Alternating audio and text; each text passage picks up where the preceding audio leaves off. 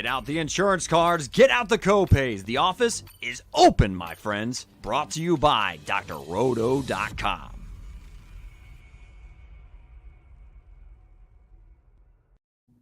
Hey there, everybody. It's Dr. Roto. Get out the insurance cards, get out the copay. The office is open, my friends. Speaking of my friends, I'm with my friends this morning. It's Willie Walls and the Great Swame Odell Blocker. First of all, guys, happy Veterans Day. Thank you for your service. We appreciate you. Your country loves you. Hope you guys had a great day yesterday. Willie, how was your Veterans Day? Oh, man, listen. I had a great day. I put my burglar mask on and I stole food. I said, excuse me, I'll take that. I had my tip money because I ain't paying nothing. I just ate me 2 bites. Thank you. I'm good. I got me food also for the weekend. I got some food for my friends.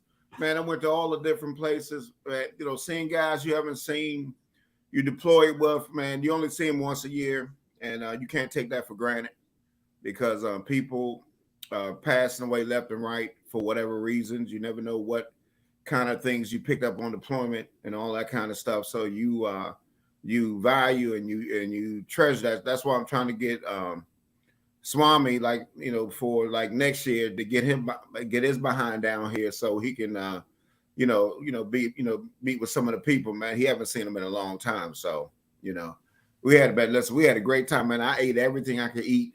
You know, they probably said, damn, Willie Walls, damn, that Walls is here. I said, that's right. Give me my food.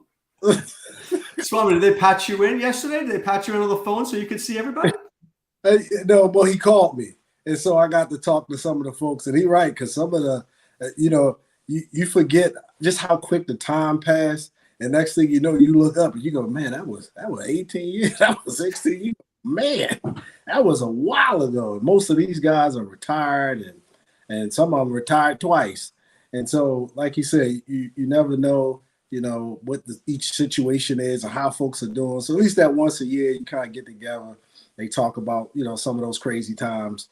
Because when you were in those times, during those days, Doc, they felt like they were endless. They were long. It was crazy.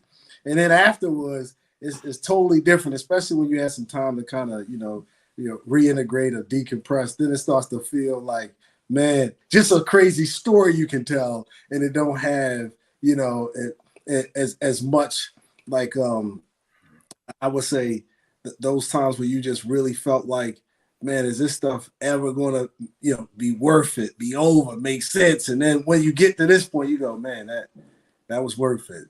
That made sense.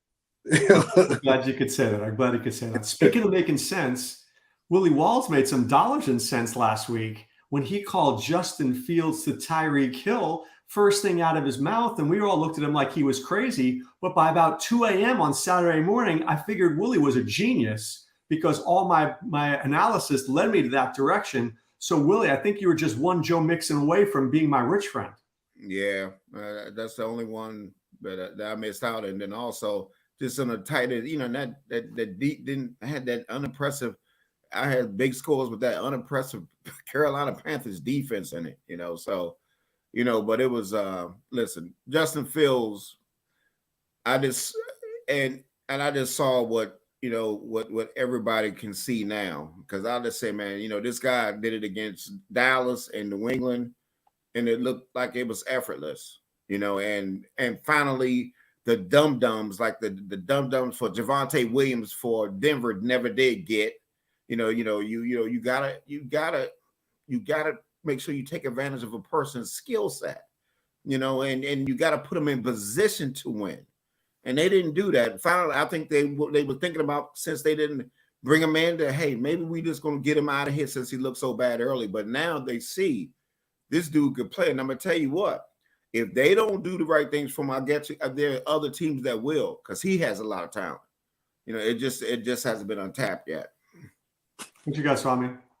Just this letter that I wrote to Mr. Justin Fields. Just please allow me to read an excerpt.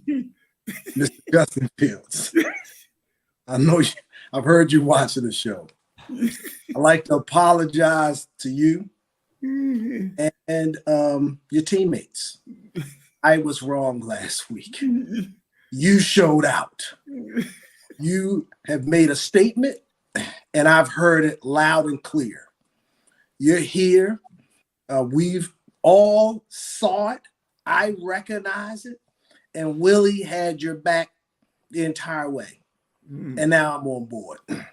I'll save the rest for a later date. With that being said, Doc, after the show and talking all kind of trash about the way that they used them and the lack of confidence that they had in them, I don't think that changed. And I told Willie that, and I stand by it. What changed is Justin Fields has outplayed their shenanigans. He's outperformed their goofy play calling. He is making plays. He's put the team on his back. I don't know if they're allowing him to make some of the plays, but he single-handedly did it in Dallas. And I don't like saying single-handedly, Walls, and you know it. The big plays that came last week, 60-yard touchdowns, that wasn't a call play. That was somebody making something out of nothing. So I see what he's doing. Hopefully they begin to start to trust him more, develop some confidence in that offense in the way that they can run that offense if they allow him to play the way he can and use his skill set, and they'll be successful.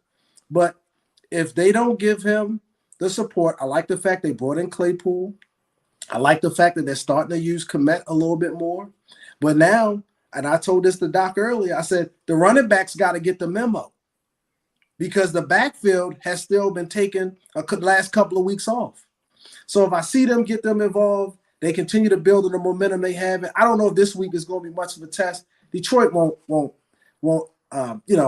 be much of a litmus here. But I think if they can continue the momentum here, we'll see over these next couple of weeks if they smarten up about Mr. Fields. I tell you one thing. It told me last week, Mr. Rogers is on suspension. That's for sure. I thought we wasn't going to mention the GOAT name. We was going to let him rest comfortably outside of. He was. Hell no, we let him rest. Man, I played him in a lot of two, man. He stunk. Man, I said, and I watched the film. Wait, let me ask you this, Willie, because was it that he stunk or did Detroit's secondary play really well? Okuda got his hand on a ball. They played pretty well. Doc, but you don't throw the ball into somebody's helmet unforced. That's true. Or the pick by the DN, the tight end will be wide open if the ball's closer to, say, the pylon. I mean, he made some horrific passes. And why you calling that on 1st and goal? Let me focus on this week, Willie. Fields has a matchup against the Lions. A, do we like Fields? B, do we leverage Montgomery or Herbert? C, what about Mooney? And then D, you've got Swift, who's fully healthy again, and Amon-Ra St. Brown, two guys that we might like to use. Can this game blow up or not? This game, man, this slate is tricky. Okay, I'm going to be honest with you. I'm looking at some things, because you wonder, because one thing I knew last week, Miami was going to bring it, and it was going to force Justin Fields to keep coming. Okay? This week could be a whole – listen, Detroit is two different Detroits. You got the Detroit, and Detroit.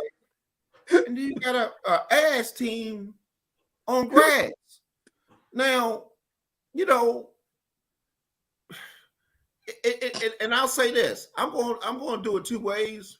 And because Swami explained that to me earlier this week, which I now look at, I agree with it.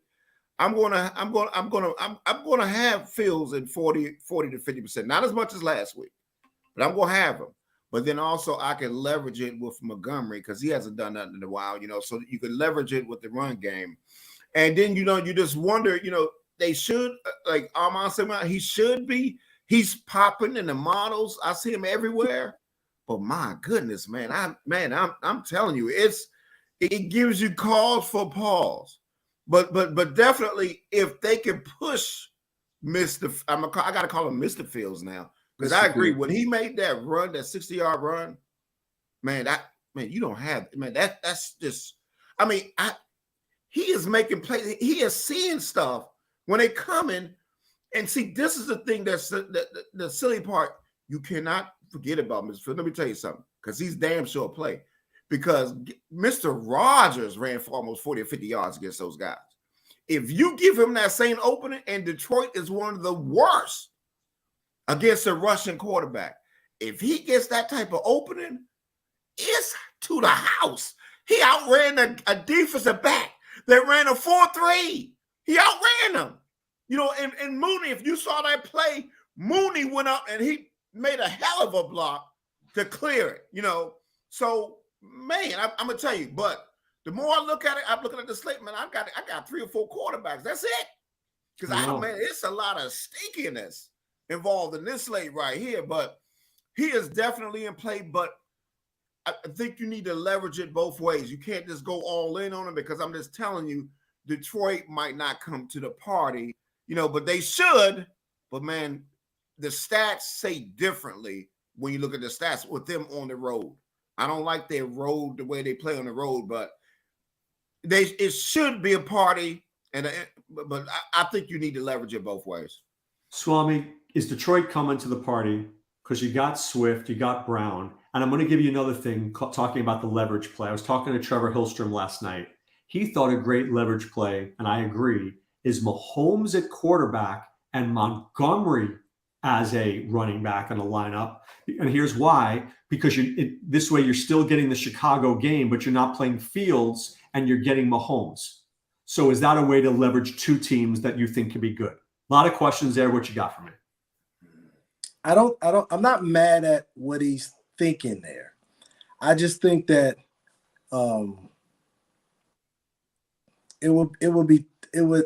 it's tough to argue against Mahomes, but unless you're planning to put in a couple of his guys, and Kelsey obviously, you know, is kind of expensive, and so is Mahomes. And so I start to wonder what that lineup looks like. So if you had to fill in a little bit more, it's kind of like if we was playing one of those games, a hangman, you didn't give me enough clues, Doc. So I hear that 1 or 2 pieces, but if he's paying down, and who's he playing at running back? Is it Edwards-Helaire? Who else is running with Patrick? All right, so let's go back to Detroit. You like it? Can Detroit keep this game close? I think Detroit has a shot to keep the game close because the Bears defense hasn't really shut anybody down. They've had a couple of moments where they made a few plays, but they haven't really stopped anybody. And we know that Detroit offense, especially if they're able to run the ball, which they've had at times, mostly at home, that they can then find a way to stay in games. And so in Jared Goff, he's still serviceable. St. Brown has been quiet, which sets him up to be in one of those sweet under-the-radar GPP kind of plays. And you know what I don't like is, like last week, I think they had 3 different tight ends score, right? And that helps no one, you know, that who needs that? So all that did was kind of hurt the backs.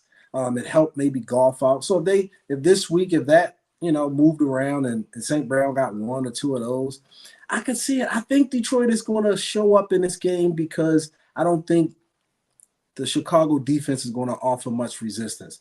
But I don't trust these teams as much as I would say I did with the Miami game. I can't trust Swift with his touches.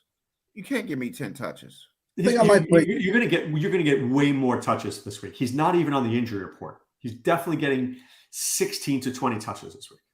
Definitely. Doc, I'll believe that when I see it. But I'm gonna tell you. You know what? But that's the problem. Right there, what you said is a problem. Because when that's where you lose, because you have to believe it before it happens. Right. Yeah, that's true. But I'm gonna be honest with you. They've been with kid gloves the whole damn time. So that's why I know. I agree with you. But I will take my chances. You have to take a chance. So I will take my chances with ETM, and the guy that I want to take a chance that we'll talk about a little bit later. I don't like it, but they made a coach change, and I'm gonna tell you, I got a feeling this boy's gonna get the ball 24 to 25 times. I don't like him, but I will take my chances on that before I take a chance on Mr. Softer than duck butter Swift. Are you saying Jonathan Taylor to me? I can't believe I'm out of my mouth. Yes. Swami, did you hear Jonathan Taylor?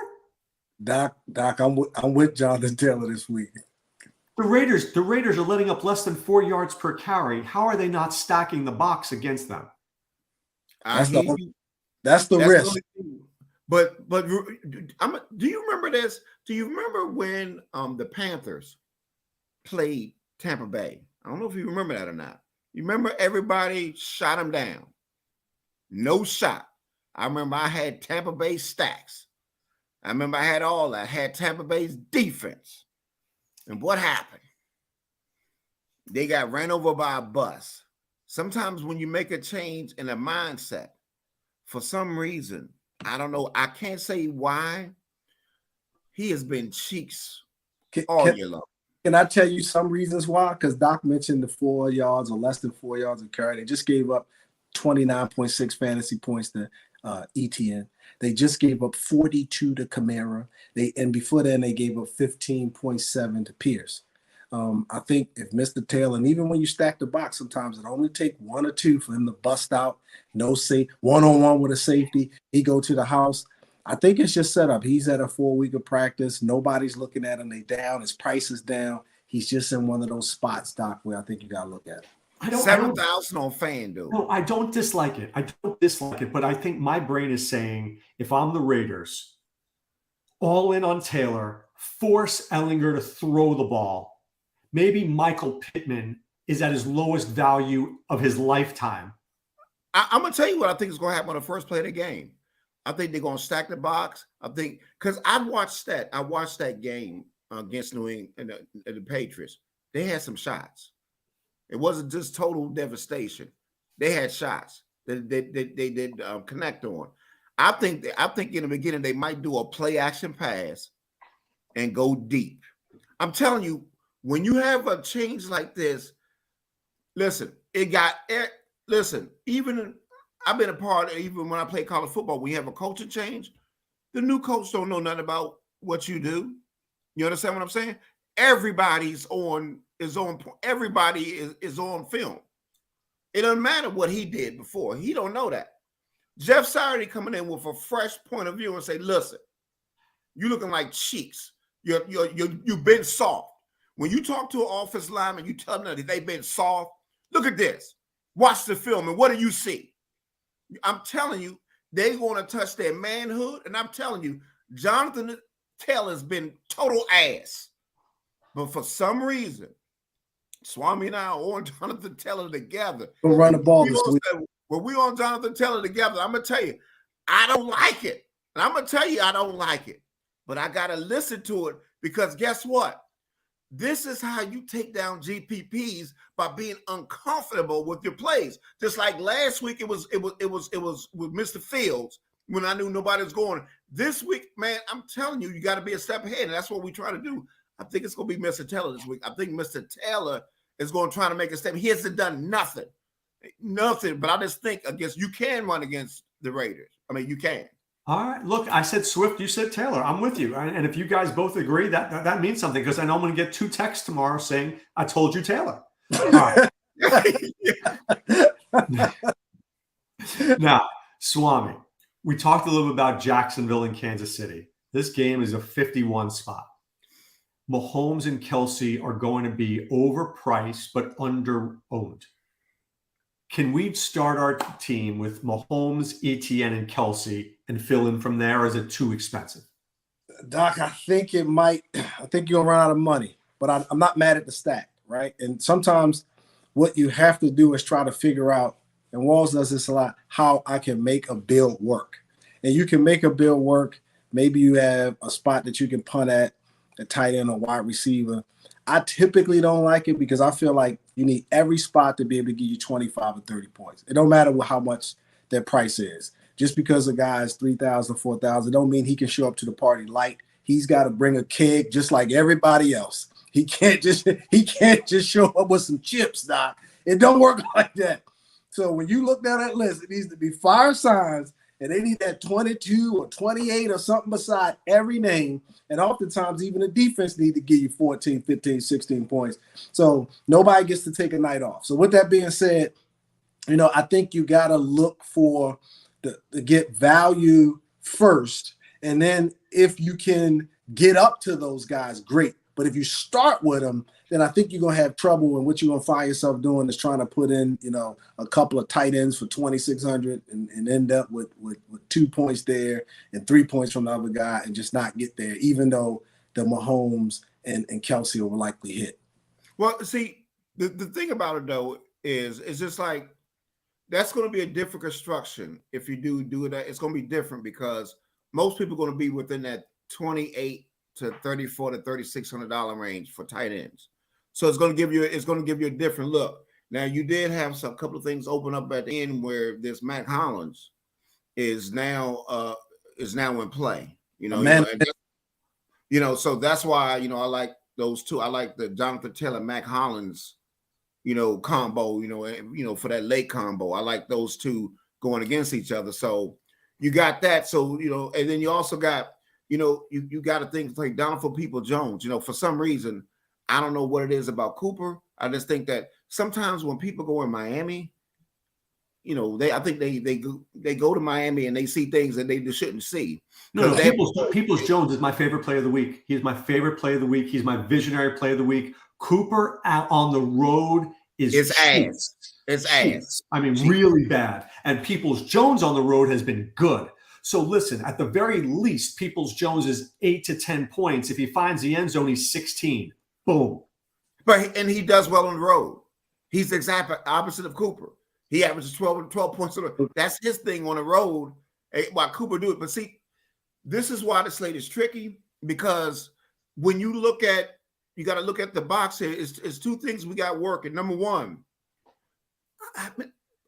something about Tua is he leaves a lot of points on the board, man. I ain't never seen nobody leave everything short. You know what I mean? Waddle had a 73-yarder. If he just leads them, you understand what I'm saying? He's short-handed the guy when they would have the ball at the 20-yard line. I'm watching the film. I'm like, ain't nobody leave more. Listen, I understand the year he having, but you can't. If you put Pat Mahomes in this offense with these receivers, man, you could. I ain't never seen people open and Hill is waiting for the ball. They're waiting for the ball. It goes to show you how great Hill is. Because I know he got to say, damn, this lead me short. I could be to the house. He got to come back. Doesn't it seem like Tyreek Hill is running backwards to catch the ball? Right. Swami, what do you think? He be doing this to you while you're running. That would piss you off as a defender. He run like, you can't catch me. Come on. You can't catch me. He really runs 5 yards back to get the ball, and then he runs toward the end zone. Yeah. So, I know you and I both like this game. Can we do a Browns stack with like a Brissett and two pieces and bring in maybe a Waddle or a Tyreek? Could that get us started to then like load it up elsewhere? I think so. I think the only thing I'm concerned with a little bit about some paying up at receiver is because you got the big backs, the guys who get 20 and 30 carries. You got them in good spots this week, right? And so it's like if you ask me who I'm taking, do I want Tyreek Hill and hit 30, right? With say like a 50% chance he'll get to 30, or do I want King Henry and his 75% chance of hitting 30? And so that's where I say come down to how you want to build. And then is it easier for me to try to say, let me go with Waddle this week and see if I can't, get that 24 from him and save me a few bucks so that I can not have to play somebody who doesn't have a picture and you never heard of. And it comes down to something like that. And again, getting away from Cooper, saving a few dollars and going down to Peoples-Jones. But the only difference is I think you still need that deep one from Peoples-Jones along with 7-8 balls. And I still think you got to get the 22 or 24 points for him. 16, you cash. 24, you start to make some real noise. The stack I'm going to have Tua with his two receivers, paying up at the two receivers. I'll bring it back. I'll bring it back with Bryant. And I'm going to tell you the guy who I think is very sneaky at 5,300. The running back for Cleveland. I think, he has not been heard. Kareem Hunt? Yeah. Yes. I think so. No Peoples Jones. No, I'm going to have Peoples Jones. I love Peoples Jones, but I'm just saying if I'm going to play the two, if I'm going to play the two receivers, which I will one time, because I think what might win this slate is a game stack. For some game stack from some Harrison game. Bryant is a great play this week. Yeah, I like Harrison Bryant. Cannot stop the tight end. He's in a great spot. He's got a great price. Like I said, he's taking over. This is the first full game taking over for Njoku. People going to look at last week, and they're going to say he was cheeks last week. Here's the thing. They didn't have to throw the ball last week against the Bengals. He only had 17 attempts. They really didn't have to do much there. This game is going to be different. They're going to be behind. And that's why I think Hunt is, it's not a Chubb game. This is Can I tell you two guys I like better than Hunt at that price point? And that are just as cheeks? No. I'm saying these are not cores. I'm just saying a stack to be able to do the two Miami guys. That's all. Better than Hunt. Najee Harris better than Hunt around the same price point. No. First of all, Kyron Williams is going to start in that game. Kyron Williams is going to be the starting running back. They will activate him. He will start. Don't play Henderson. Whatever you do, don't play. You can't play nothing. You can't play no Rams. No, and then Jaylen Warren could steal some thunder there this week. Yeah. So you got to be careful with Najee. He's off the radar.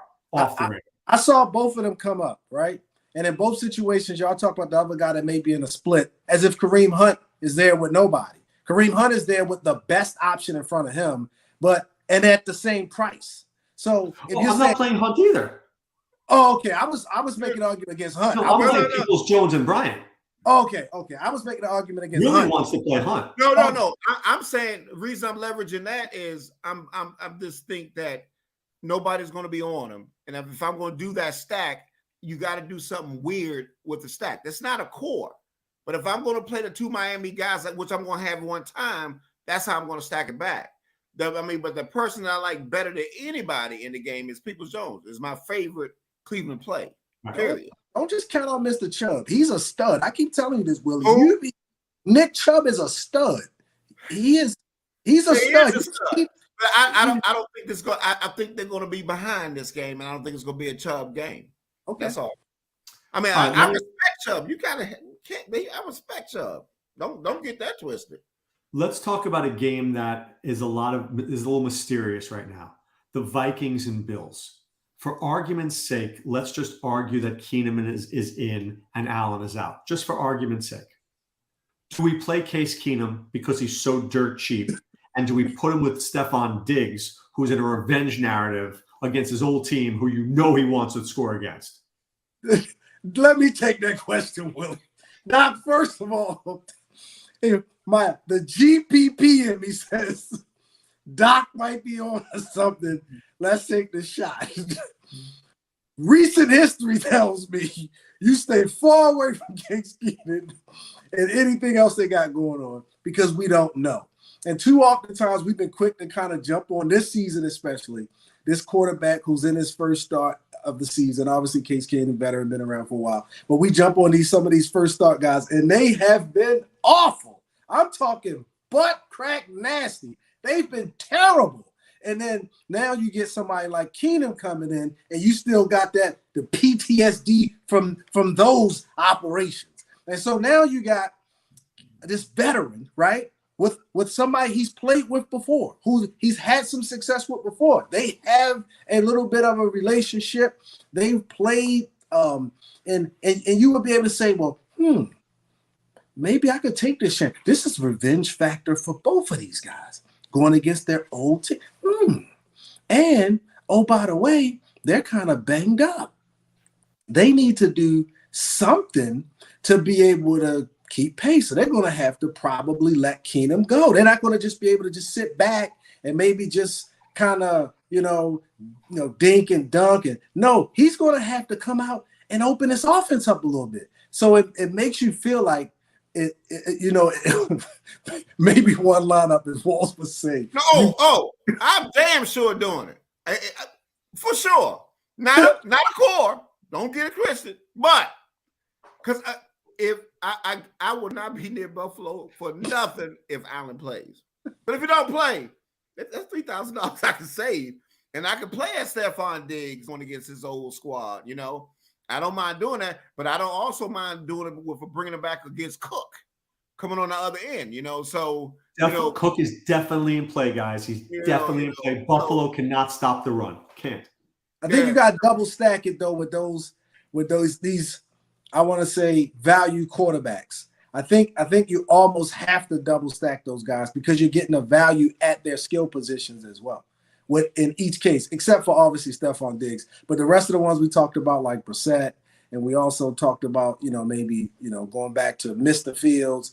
We haven't talked about a couple of the other ones like Lawrence and some of these guys. But if you're gonna get the value, I don't think you double stack Fields. I wouldn't double stack. Whoa! You said that last week. That's why you ain't had Mr. Cole Kmet when I had him. The winning team had Fields, Mooney, and Kmet. Oh, really? And I had Fields, Mooney, and Kmet. He did, and I got Fields from him. I listen. I didn't, and I missed out that damn Kmet, that bastard. Because he didn't want double stack it, Doc. I said, yeah, I did. Value, you have to. Like, don't overthink this thing with Harrison Bryant. Let's take whatever he gives us. Okay, all right, so let me ask you a question here. Should we be playing two tight ends? Is this a week to play two tight ends because of the money that you can get two guys in at around 3,800 or less, which will allow you to go up to the Mr. Henrys and the Saquon Barkleys and the Tyreeks? I'm going to be honest with you. On DraftKings, I wouldn't, okay? Because that's what the Bills are telling you. That the two tight ends. I just think with Mac Hollins and Donovan Peoples-Jones, I think you got one interesting thing that DraftKings is doing. Their pricing structure is totally different, because you have some people that they got at $4,700. You're like, oh my gosh, they stink. How are you gonna pay $4,700 for that? That person used to be $3,000. It used to be $3,000 for that person. Now they got them at $4,700. You only got a true Donovan Peoples-Jones is one of those true, really $4,300 guys that make sense at his price point. And now with that injury, Mac Hollins makes sense. I'm damn sure going to have a lot of those guys at that price. Can I add two more, Doc? If Houston's receivers are out, you might be able to add maybe more to that if they're both out. I think also Patrick Mahomes is going to have to throw to somebody, and Hart had some usage. And so I think it's another guy that comes into play there as well. Walls has already covered the fact that Hardman's out this week. Is this not a Tony possibility or MVS? Man, MVS is $4,100. I'm gonna let other people chase that crap with this Mr. Tony. What about MVS? I have more interest in Van Scanlon. Yeah, that's what I'm saying. MVS. Yeah. All he's been doing is win sprint so far. So finally, he should get open for something. Because the way to beat Jacksonville is by the pass. There's other guys. And then Jacksonville has a few guys that might come into play as they are likely to be down, and Zay Jones, or even if you're interested in Marvin. But what about George Pickens at 5,000? I'm interested. I love George Pickens as well. I like Pickens. Yeah. I think if you're going to pay up at back and do the big Henry, I'm gonna tell you, I'm not big on Henry this week. I'm more on Barkley. I'm not big on Henry. But if you're gonna pay up for those backs, I don't mind. I think you got three receivers: Donovan Peoples-Jones. You got Collins, Pickens. They're right there. Pickett to Pickens. Listen, I'm gonna have me a Pickett to Pickens stack. I'm gonna have me a vomit stack when I have Pittsburgh. Where you could throw up on that stack. When I'll get Freiermuth, I'll have Pickens, Pickett, and then I'm gonna just for a reminder, Doc, for those folks out there in podcast land, Denver's defense gave up 37.5 to Jacobs. They gave up 28.2 to Etienne. They gave up 24.3 to Eckler. They have been very friendly. All right, let me ask you a question here. For some reason, I'm not feeling, because I'm gonna tell you who's in trouble more on the other end. It's going to listen. Tennessee got a lot of guys that's out. So I was just going to talk about that. Let me ask you this question. Fulton is probably out. Jeffrey Simmons is out. Bud Dupree is out. Zach Cunningham is out. Man. Everybody is out. Is it possible to go Russell Wilson with Jerry Jeudy and Greg Dulcich? I know it's vomit, but you go those three and you. That's why this slate sucks. Russell, the thing you don't know, Swan, and I'm telling you this is the truth, and I've already looked at this, and I was going to talk about this.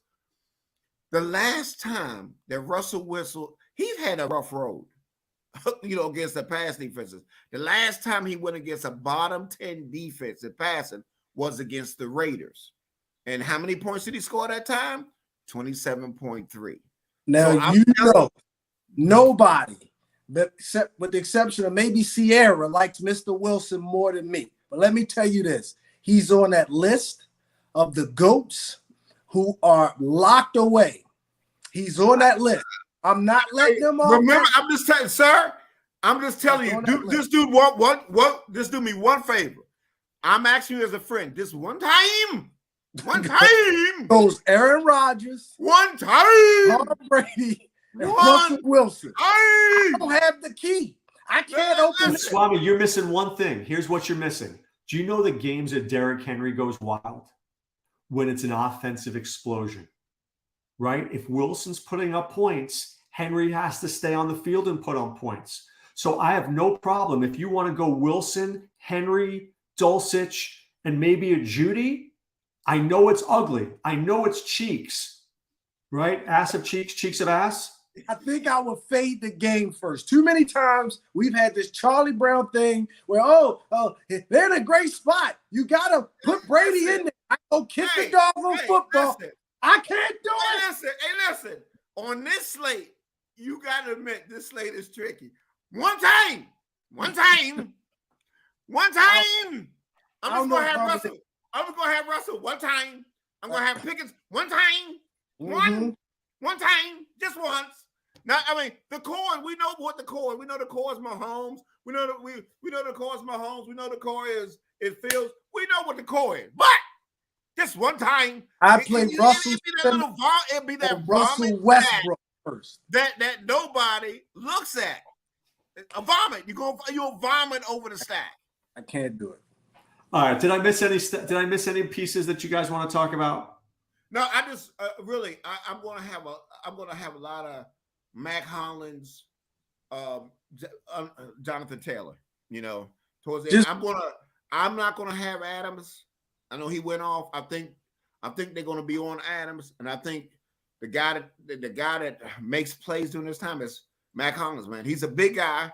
He trusts him, and I just think he does trust him. Swami, did I miss anybody that you like? Doc, I think as we talk throughout the week and as the week go on, we kind of have different feelings. And so I started talking to Walls.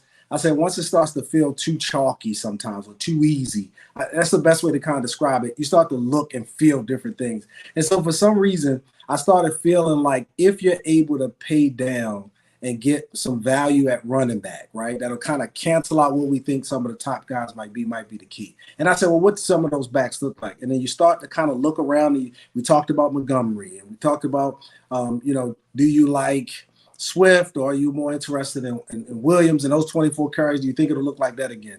Can you talk yourself into some of those other guys? No different than when everybody wasn't on Kamara. Last week, everybody wasn't necessarily on Mixon. And it's going to be somebody down there, people we know can do it. Taylor's definitely one of those guys. Who's the other guys that you can get in there to go with it? Save yourself 12, 15, 3,000, combined at back, and then be able to get into Tyreek Hill, a Juju Smith-Schuster. These guys we know can go for 30 and just take one chance at receiver, meaning either Mac Hollins or Peoples-Jones, but not trying to put two or three of them in the same lineup.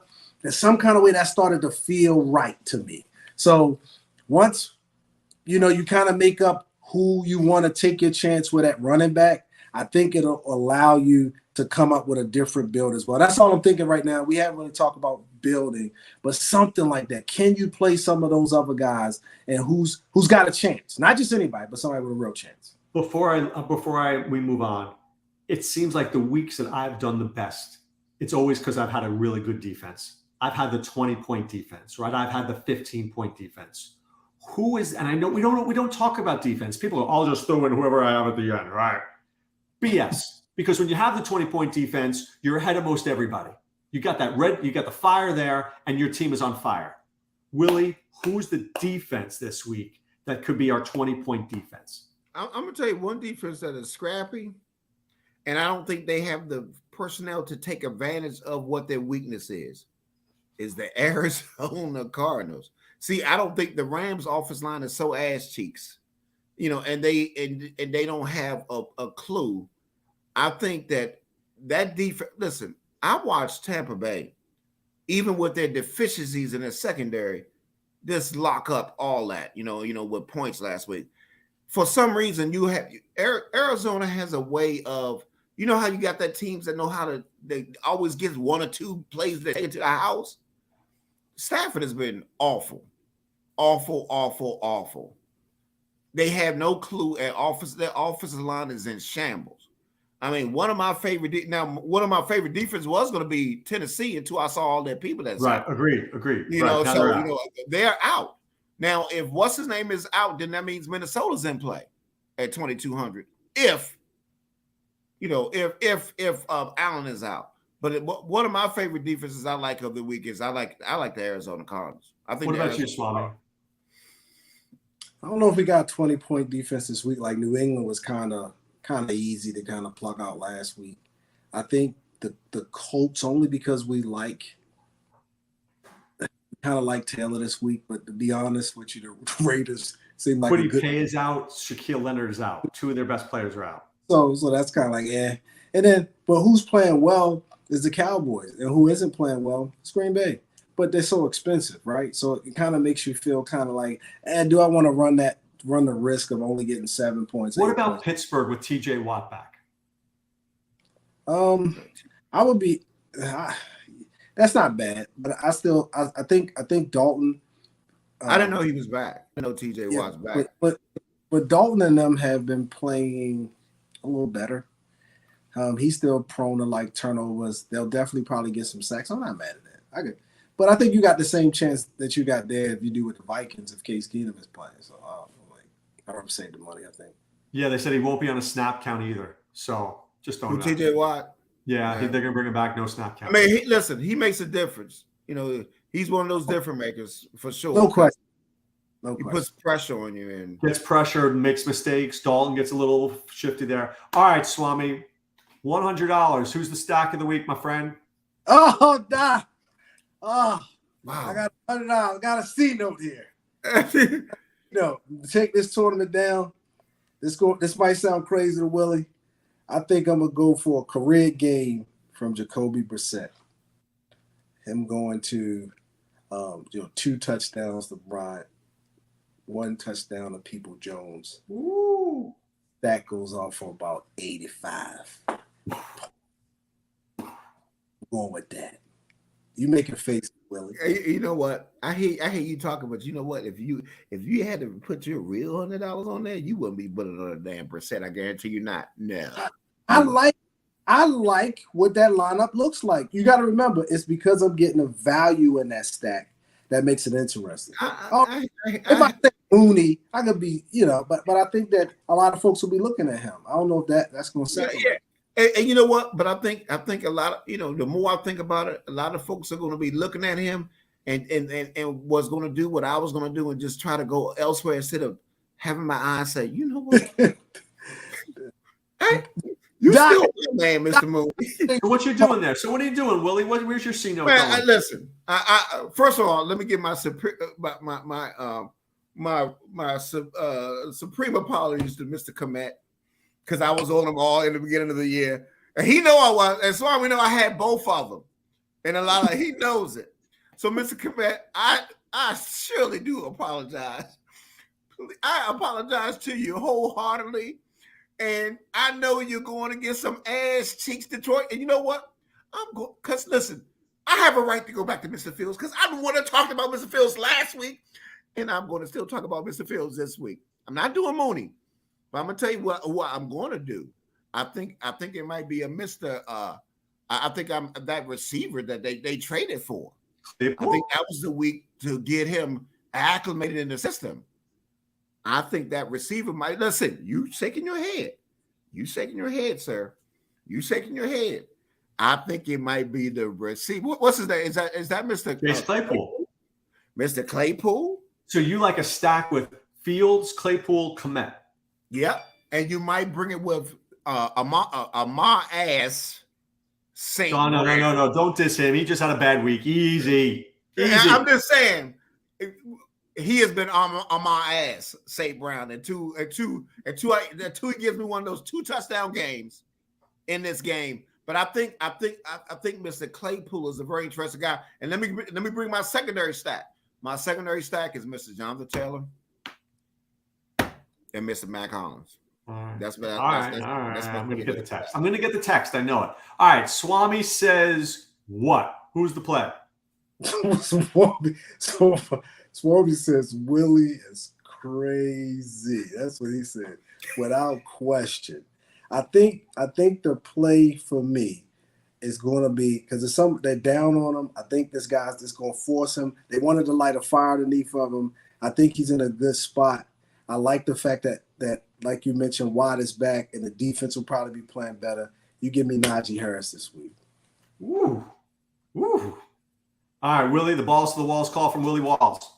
Is Mac Hollins.